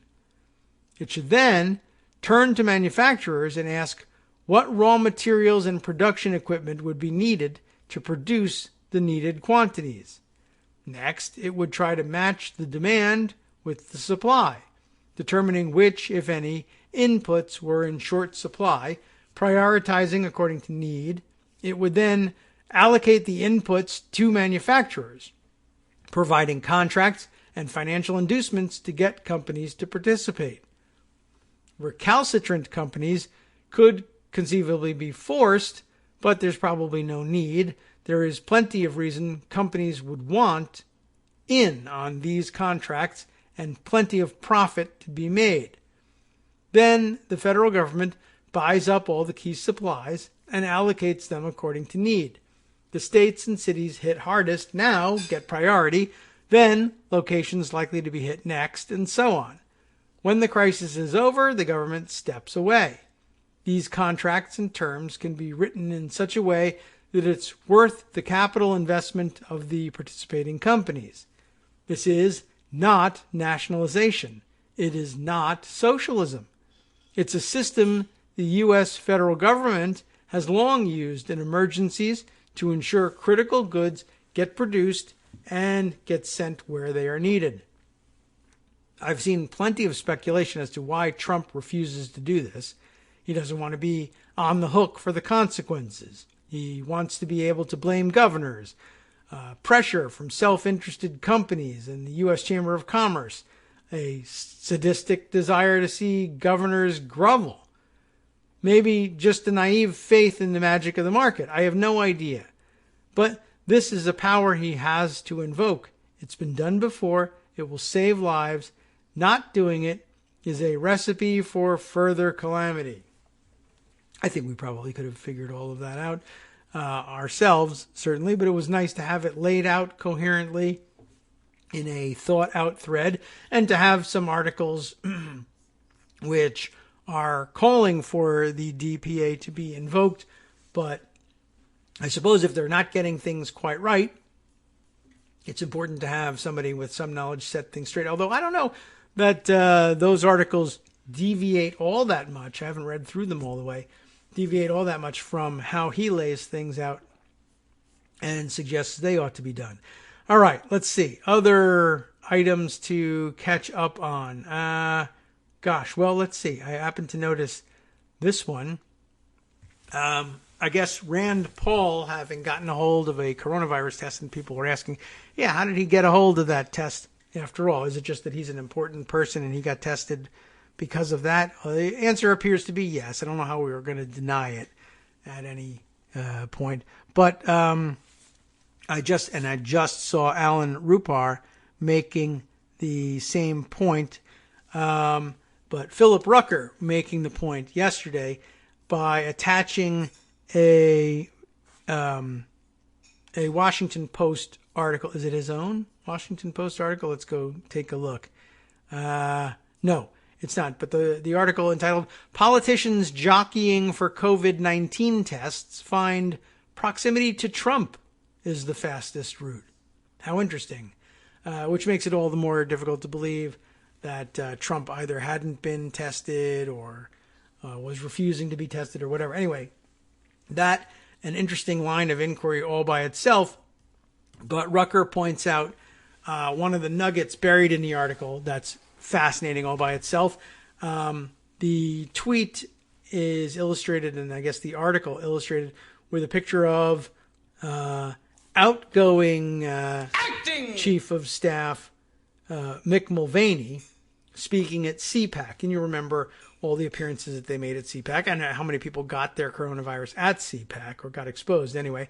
And pointing out, hey, when Mulvaney told CPAC that the media were exaggerating the coronavirus threat to hurt Trump, at that point, he had already taken a test. That's pretty amazing all by itself. He panicked enough to actually get himself tested and then went out and told people this whole thing is being blown out of proportion. Except for me, I was worried about those things. So Aaron Rupar now also observing exactly the same thing, saying Mulvaney had already taken a coronavirus test when he uttered those words. The Post now reports, and I guess they've got the actual video of it, Aaron's own video of here's Mick Mulvaney at CPAC characterizing coronavirus coverage as an attempt to bring down the president and blamed the media for the stock market slump as well. So I'll take note of that one and see if we can't share that for you all to watch it. But let's see if we can grab the gist of the story. Politicians jockeying for COVID-19 tests find that proximity to Trump is the fastest route. Juliet Alperin, Michael Scherer, Josh Dawsey, and Seung-Min Kim on the byline. Late last month, Mick Mulvaney, who was at that time still the White House chief of staff at the time, told a crowd of conservative activists that the media was exaggerating the threat posed by COVID-19 because they think this will bring down the president. That's what this is all about. It's not a death sentence. It's not the same as the Ebola crisis, but unbeknown, or as like people like to say, unbeknownst for some reason, unbeknown to attendees at CPAC conference, Mulvaney had already received a coronavirus test, so it's not buried at all. It's right up top. He'd received one at the recommendation of the White House physician. The test, by the way, the White House physician who later insisted that Trump not be given such a test because it wasn't recommended for him. I find that really hard to believe. That's pretty amazing. So days earlier, weeks maybe earlier, they had recommended the White House chief of staff have that test, but somehow that the president not have it. That seems awfully... Well, that seems untrue. I mean, I was going to say hard to believe, but it seems like it's just not, can't possibly be true. The test, which has not been reported until now, was followed by a second this month after a niece with whom Mulvaney shares an apartment was around members of a Brazilian delegation who later tested positive for the virus. They're just around a lot of people with the virus for some reason. With his niece, who shares the apartment or the penthouse suite in Los Angeles or whatever, Mulvaney is one of 3 President Trump confidants to get a coronavirus test while exhibiting no symptoms of the disease. And on Sunday, Senator Rand Paul announced he tested positive despite being asymptomatic, refusing to disclose how he was able to get tested in Washington on March 16th. The easy access Paul and other high-ranking officials have gotten to coronavirus tests highlights the extent to which members of America's elite, who we hate, remember, continue to have greater access to medical care during the pandemic, even as federal officials emphasize that testing should be reserved for healthcare providers and people who are seriously ill. Even in the nation's capital, hospitals are reporting a shortage of tests and the protective gear needed to administer them. And by the way, continuing shortages of all the other things needed to administer them too. I've read stories of tests finally showing up places so that Trump can stand up there and say, we've delivered millions and millions of tests. But none of the swabs that you need to take the samples to test are available, or the chemical reagents that you need in order to make the test work are not available. So now we're sitting on tests that you can't perform. Anyway, it's a horrible flouting of our public health recommendations. Robin Gershon, a clinical professor of epidemiology at NYU School of Global Public Health, said in a phone interview, social distancing. In the cases of Mulvaney, Trump's incoming chief of staff Mark Meadows and Representative Matt Gaetz of Florida, White House medical staffers arranged for their tests on the grounds that they'd risked infecting the president. Both Meadows and Gaetz came into contact with someone at last month's CPAC gathering who then learned he had contracted COVID-19. People close to Mulvaney and Meadows said it was necessary to get a test because they spend so much time with the president and other powerful lawmakers and advisors. And it really is true. They do need to do that. It was wise to test them. And like I say every day, increasingly difficult to believe that Trump hasn't, in fact, contracted the virus himself, but they'd never admit it even if he did. All right, so you get the idea about that one. And it probably didn't reveal anything new to you, just sort of confirms. It's nice to get reported and vetted confirmation of the things that we suspect are the case, like that the rich and powerful are getting access to these tests while the rest of us have to sit and wait. One last thing I guess I'll throw in there is that the stupid idea of the Federalists that got their account locked on Twitter that people throw coronavirus parties. Vice, I guess, looked into this one and came up with a very interesting observation. Apparently, their source for the idea was, I guess, being touted as a doctor, but as it turns out, well, it's a doctor, yes, but a dermatologist, which maybe isn't the best for, infectious disease questions. But worse than that, even I'm not down on dermatologists. I would have accepted for these purposes a licensed dermatologist, because as it turns out, it was an unlicensed dermatologist who suggested that people throw coronavirus parties. And let me just be clear here, love me some dermatologists. Just got to be licensed, really, in order for me to listen to you on a topic like infectious disease. And golly, it just seems like such a weird thing that the Federalists would be promoting such a dumb thing. Lots of other dumb things are happening around the world and around the country. Justice Putnam will make them right. From Next. Daily Kos Radio on netrootsradio.com. You have been listening to the Kagro in the Morning Show with David Waldman. Well, let's see, all the things that are being gathered from around the country. Let's go with things from around the world. Doctors combating India's coronavirus outbreak have been evicted from their homes by force over fears that they are carriers. That's got to be a problem, and kind of discouraging when you get home from a shift at the hospital, don't you think? All that and more next.